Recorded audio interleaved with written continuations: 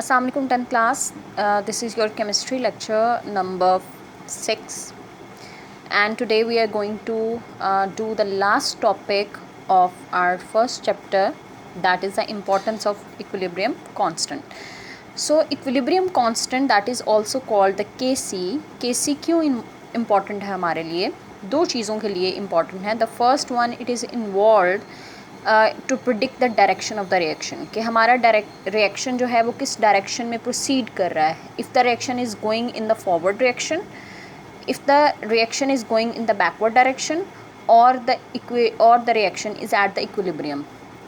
ठीक है. और ये चीज़ें हमारे लिए क्यों इम्पॉर्टेंट है, डायरेक्शन ऑफ रिएक्शन क्यों इम्पॉर्टेंट है, इस चीज़ को कंसीडर करने के लिए that is important for the industries. उन इंडस्ट्रीज़ के लिए, केमिकल इंडस्ट्रीज़ के लिए इम्पॉर्टेंट है जो कि केमिकल्स को प्रोड्यूस करती हैं. For example, if there is some industry that is producing ammonia, तो अमोनिया बनाने वाली कंपनी के लिए Kc की value that is very much important. ठीक है. सो Kc की वैल्यू ने बताएगी कि उनकी प्रोडक्ट किस टाइम पे ज़्यादा बन रही है और किस टाइम पे उन्होंने प्रोडक्ट को निकालना है और किस टाइम पे रिएक्टेंट को ऐड करना है रिएक्शन में. So similar like there is some industry that is going to make sulphuric acid और सम फर्टिलाइज़र्स. सो हमारी जितनी भी केमिकल इंडस्ट्रीज़ हैं उन सब के अंदर Kc की जो वैल्यू है that is very much important. ठीक है. वहाँ पे हम इस चीज़ को यूज़ करेंगे. So the second thing, second importance for the Kc, that is a predicting extent of a reaction. Extent of a reaction का क्या मतलब है कि हमारा reaction किस हद तक complete हो चुका है. ठीक है. क्या वो इक्विलिब्रियम तक पहुंच चुका है, क्या वो इक्विलिब्रियम से अभी कितना पीछे है, और it is on the equilibrium. ठीक है. सो ये दो चीज़ें हम इस चीज़ से Kc से फाइंड आउट करते हैं, that is the direction of the reaction and the extent of reaction. So direction of reaction के लिए हमें क्या करना है, कंसीडर कर लेते हैं Kc. Along with the Kc we have another value that is called Qc हमारे पास क्या होता है, that is a reaction quotient. Kc की वैल्यू हर रिएक्शन के लिए डिफरेंट होती है. सिमिलर लाइक Qc की वैल्यू हम खुद फाइंड आउट करते हैं. ठीक है. अब वो कैसे फाइंड आउट करते हैं, कंसीडर कर लें. We have a equation, we have hydrogen and iodine gas, they are combining and they are form hydrogen iodide. Balanced equation है हमारे पास. Kc की वैल्यू कितनी है हमारे पास गिवन है, दैट इज़ 57.0 एट 700 K. ठीक है. 700 केल्विन टेम्परेचर है और उसके ऊपर Kc की वैल्यू कितनी है, 57.0.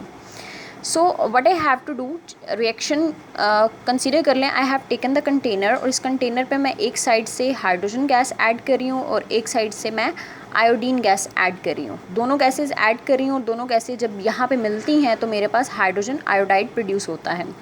So what I have to do, मैंने क्या किया, आफ्टर सम टाइम, ठीक है, स्मॉल टी, यानी आफ्टर जैसे ही मैंने रिएक्शन स्टार्ट किया, रिएक्शन स्टार्ट करने के कोई 5 या 10 मिनट के बाद आई हैव टेकन द सैम्पल्स, मैंने सैम्पल्स निकाले. इस वेज़ल में से मैंने सैम्पल्स निकाले.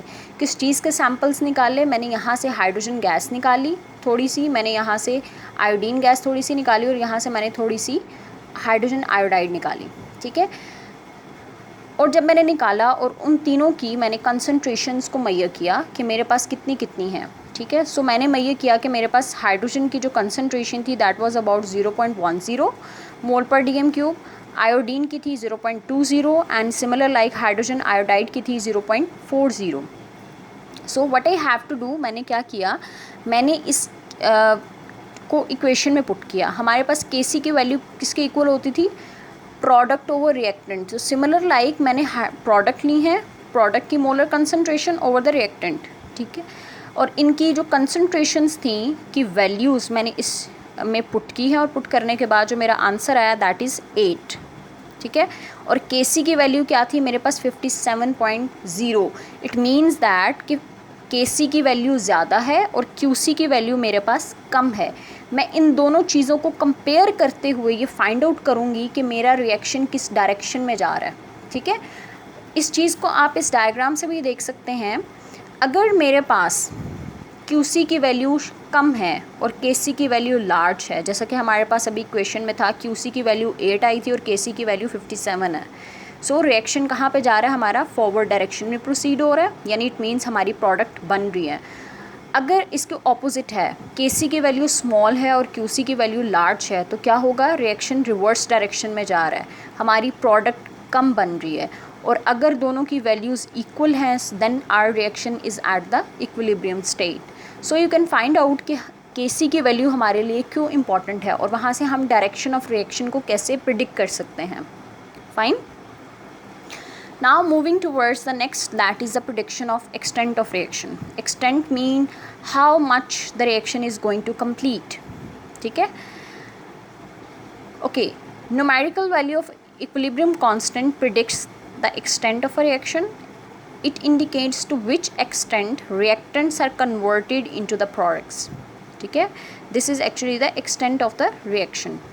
And also in fact it measures how far a reaction proceed before establishing equilibrium state. कि equilibrium state आने से पहले हमारी कितनी रिएक्टेंट प्रोडक्ट्स में चेंज हो चुकी हुई हैं, ये हमें कौन बता रहा है, एक्सटेंट ऑफ अ रिएक्शन।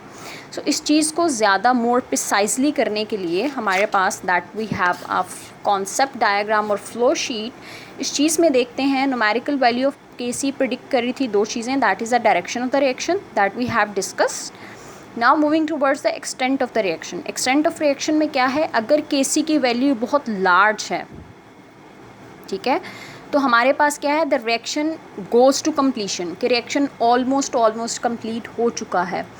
अगर वैल्यू बहुत स्मॉल है तो रिएक्शन कभी भी कंप्लीट नहीं होगा, इट मीन्स हमारे पास प्रोडक्ट बनती जाएंगी। एंड अगर मॉडरेट वैल्यू है तो it means that reaction is at equilibrium. ठीक है, सो इसी चीज़ को अब यहाँ पे विद एग्जांपल डिस्कस कर लेते हैं।